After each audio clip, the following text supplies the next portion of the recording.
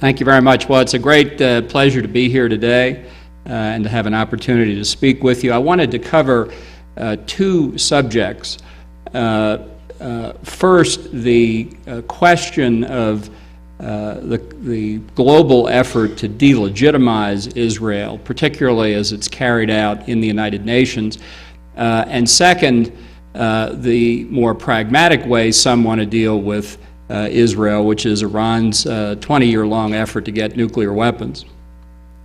The delegitimization effort against Israel is obviously one that's been going on for quite some time. But what's interesting in recent years, and I won't go through the whole history, but what's interesting in recent years is to watch particularly our friends in Europe lose one battle after another in attempting to defend Israel's legitimacy. You know, people speculate a lot about the international alignment of political forces and how Israel is affected, how it's treated in the media. The subject that never seems to come up is the way what should be a base of natural allies for Israel in Europe consistently follow the wrong policy. And yet still insist that they have Israel's long-term security at heart. So let me talk a little bit about the United Nations Human Rights Council and what it does on a daily basis and why it's a problem. Now, I understand the Human Rights Council is kind of a bloodless institution. Nobody really knows what it is. It's based in Geneva, which is even farther away from Aspen than New York is. It doesn't get a lot of coverage in American newspapers, although I can assure you it gets enormous coverage in European newspapers. Every day's debate in the Human Rights Council gets coverage. But it is something that most Americans fundamentally don't pay much attention to. And that's really one of the reasons why it's such a problem. Now, the Human Rights Council, the current body that in the UN system that deals with human rights, was created only 4 years ago as a result of a massive effort to reform the previous UN body that dealt with human rights. The UN Human Rights Commission has the same acronym. They're very creative at the UN.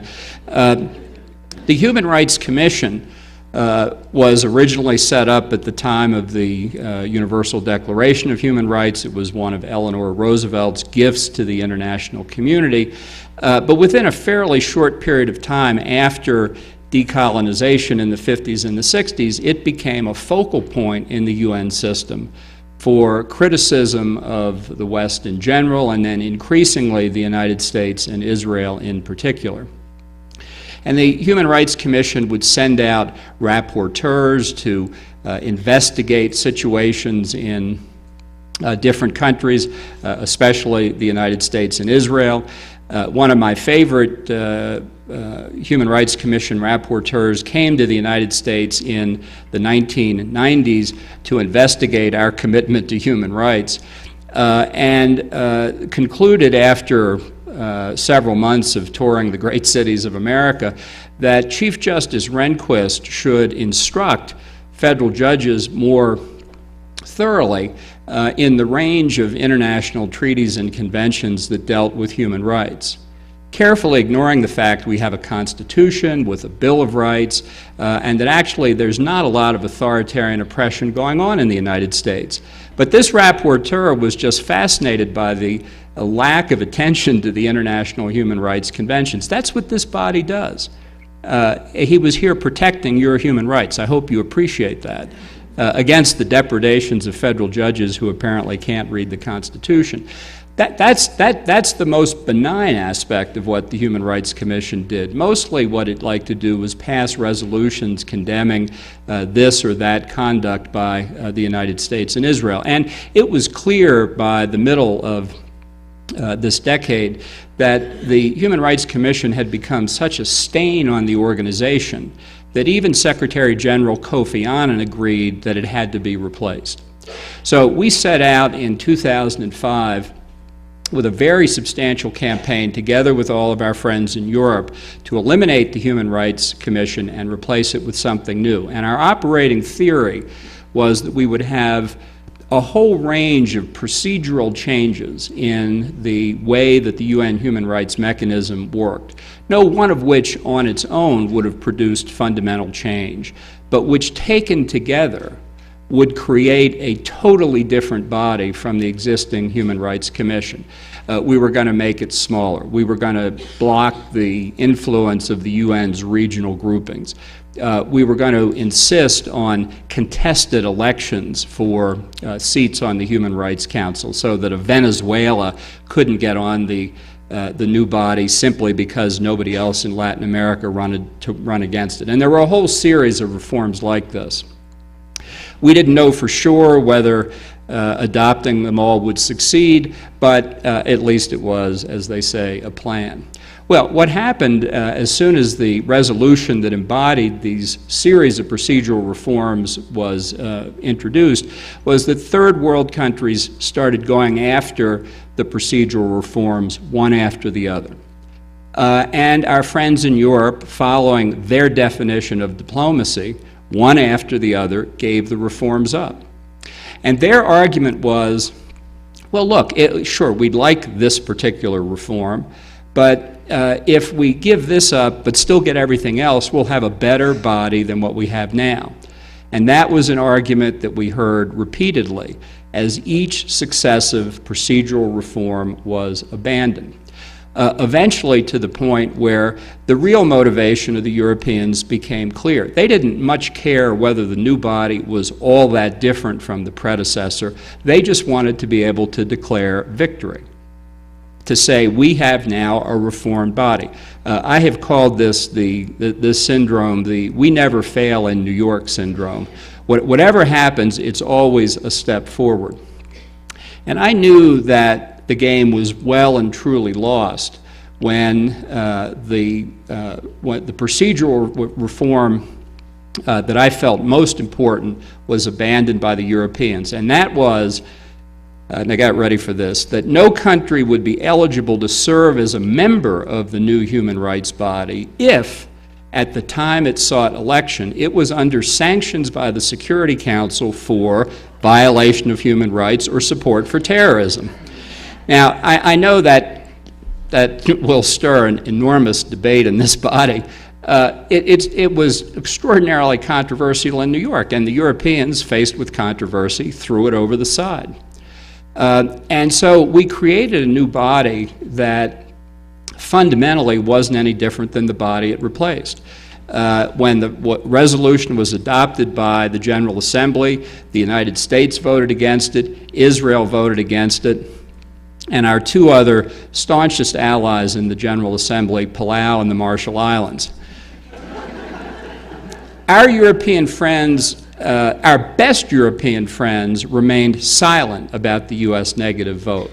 Our other European friends got up and berated us in the General Assembly for not signing on to a body that manifestly, predictably, at its outset was going to be at least as bad as the body that it replaced. And I am very confident about that judgment, which I made at the time 4 years ago, which was seconded even by the New York Times and Washington Post editorial boards. That's how bad it was. But the Europeans, as I say, declared victory. Reform in the UN system, proving again why the United States should run more of its diplomacy through the UN. Now, what has happened in the 4 years since the new Human Rights Council has been created? It's a carbon copy of its predecessor. This past session, it passed 9 country-specific resolutions criticizing North Korea, Burma, the Democratic Republic of the Congo, and Guinea, 1 resolution each, and Israel, 5 resolutions. It has a permanent special session to deal with conditions in the occupied territories, as its predecessor did. This body convened after the Gaza flotilla incident and created what I call Goldstone II, a new investigatory commission that, as the Goldstone Commission investigated Operation Cast Lead, also created by the Human Rights Council. This will investigate the flotilla incident. Whatever the Secretary General decides to do, there is already a commission that will be created whose conclusions you could draw right now. Now, this mechanism inside the United Nations is an indication of the general feeling throughout the body, because even though it's not the full 192 members, it is reflective of the attitudes of the membership as a whole.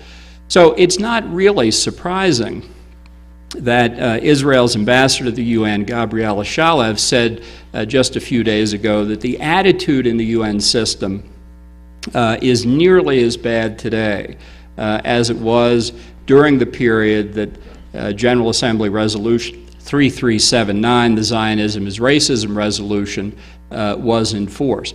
Now that really is saying something, because if you go back to 1991 when we obtained the repeal of Resolution 3379, everybody said at the time that this was an indication of how the UN was going to change, and yet Ambassador Shalev's interpretation not 20 years later is that in fact nothing has changed at all. So when people talk about what the Security Council says about this or that event in the region, or what the Quartet, a body that never should have been created, has had to say, or what the Human Rights Council has to say, or what the General Assembly has to say, the point that anybody gives serious attention to these bodies is a mark of how far down the hill Israel already starts. And since this is an ongoing process, it reflects a serious strategic problem for Israel that is only going to be exacerbated during the remainder of the Obama administration, which has already taken step after step after step to leave Israel exposed to these kinds of attacks. And I'll just close this part of my conversation with one example, and that was what the Security Council did after the Gaza flotilla incident. The Security Council produced a presidential statement in record time condemning the attack. It didn't expressly blame it on Israel, but that's what everybody understood it to be saying. Now, it was better than it might have been. That's another saying in New York. Well, it could have been worse. Yeah, usually that's right. But the way to deal with a statement like that is for the United States simply to say, we're not going to agree to any statement at the moment. We're actually going to find out what the facts are. And when we've had a chance to understand the situation, then we will produce a statement by the Security Council. That's how you stop action that you don't want to proceed. You don't negotiate a bad text to make it a little bit better so that the United States and Israel only end up more isolated. Now, that's a little bit of inside baseball about how you deal at the UN, but you can see it play out in Middle Eastern matters time and time again. And we've seen it visibly on several occasions dealing with my second subject, which is Iran and its nuclear weapons program. Now, again, I'll avoid giving you a long history of the problem. I'll just tell you what the circumstances are today. The most likely outcome in the relatively near future is that Iran is going to get nuclear weapons. We have pursued a policy through the last several administrations, first of trying to negotiate Iran out of its nuclear weapons program, which was never going to happen, or second of trying to get sanctions against Iran such that it would prevent Iran from achieving its objective of deliverable nuclear weapons. Now, I believe in the theoretical possibility that sanctions at some point might have achieved that goal, and indeed that was a strategy that I recommended myself in 2002, a process I thought would take about 6 months to condemn Iran in the International Atomic Energy Agency for violating its solemn legal obligations under the Nuclear Non-Proliferation Treaty, take it to the Security Council, either get sanctions effective against Iran or not, and then decide what we were going to do. That's not how, unfortunately, the policy played out, and the result is that after nearly 10 years of negotiating efforts, it's perfectly apparent that Iran is not going to give up nuclear weapons, nor are any sanctions that have been imposed or are even reasonably foreseeable to be imposed are going to stop Iran or even materially impede its progress toward achieving this 20-year-long objective of nuclear weapons. Now, people say, oh, but the cumulative effect of the sanctions might cause that to happen. The problem is we're in a race, and in fact the race is essentially almost over. That's why at one point sanctions might have worked, but we've long since passed the stage in history where that will be true. And you can see even now, as Russia and China, which went along with the Fourth Security Council sanctions resolution, are happily selling Iran refined petroleum products, the subject of legislation recently signed with great fanfare by the President, and they will more than make up for any shortfall from European companies who have finally been bludgeoned into getting out of the Iranian market. I support the sanctions because I think at some stage they will destabilize the regime in Tehran and get to what I hope is the real long-term answer, which is the overthrow of the Islamic Revolution of 1979 and the installation of almost any other form of government in Iran. But that's not the answer either, because the regime is now so close to achieving its nuclear weapons objective that you could face a situation where the regime gets weapons, is overthrown, but a democratic Iran, the most sought after and might still come to the conclusion that it was going to keep the nuclear weapons that the Islamic Revolution was able to develop. And that outcome still leads you to massive proliferation in the Middle East. The day Iran clearly has nuclear weapons, Saudi Arabia, Egypt, Turkey, and perhaps others will get nuclear weapons as well. So with this outcome likely, what are the alternatives? I am afraid that the Obama administration's alternative, its plan B, is to accept Iran with nuclear weapons. They won't like it, but they'll say we can contain and deter Iran. I think that's wrong. I think it's based on a false analogy to the Cold War. In any event, who wants to go back to living under the threat of nuclear attack by anybody? It wasn't a very sensible way to live at the time. Simply, we had no choice. I don't think that the calculus that goes on in Tehran today is the same calculus that went on in Moscow during the time of the Soviet Union. I like to say that whatever else you want to say about the communists, they were atheists, and they weren't about to throw away the one life they had too quickly. Unlike the present rulers in Tehran, who much more highly prize the afterlife than life here on earth. That's not a mindset subject to deterrence as we understand it. I think the American view on this is a lot more like the Kenny Chesney song, which goes, I won't sing it, but it goes something like, everybody want to go to heaven, nobody want to go now. It doesn't mesh with deterrence. And in fact, it's not even the actual use of nuclear weapons by Iran that I think we have to fear. It's simply the possession of those weapons that will have a dramatic and irreversible negative effect on the balance of power in the Middle East and really around the world because of the possibility of delivering nuclear weapons via terrorists, not just via intercontinental ballistic missiles. But even if I'm wrong on the deterrence point, as I've mentioned, it doesn't stop with Iran. The problem of proliferation only grows, and if you didn't like the bipolar standoff between the U.S. and the Soviet Union during the Cold War, imagine a multipolar nuclear Middle East where perhaps in 5 to 10 years, half a dozen countries each have nuclear weapons, every morning getting up, saying to themselves, I wonder if I should hit the guy next door before he strikes me. This is an environment in which you could imagine a nuclear exchange that, at least in the first instance, didn't even involve Israel, but which almost certainly would bring Israel into it and risk the possibility of a second nuclear holocaust. So what is the alternative to a nuclear Iran? And there really is functionally only one alternative, and that is the preemptive use of military force against Iran's nuclear weapons program and related targets. I once thought that the Bush administration might undertake that. President Bush used to say it's unacceptable for Iran to have nuclear weapons. And I used to say, I think when the president says unacceptable, what he means by that is unacceptable. But I was wrong. So today, the question is what the Obama administration will do, and here the answer is very straightforward and very simple: nothing.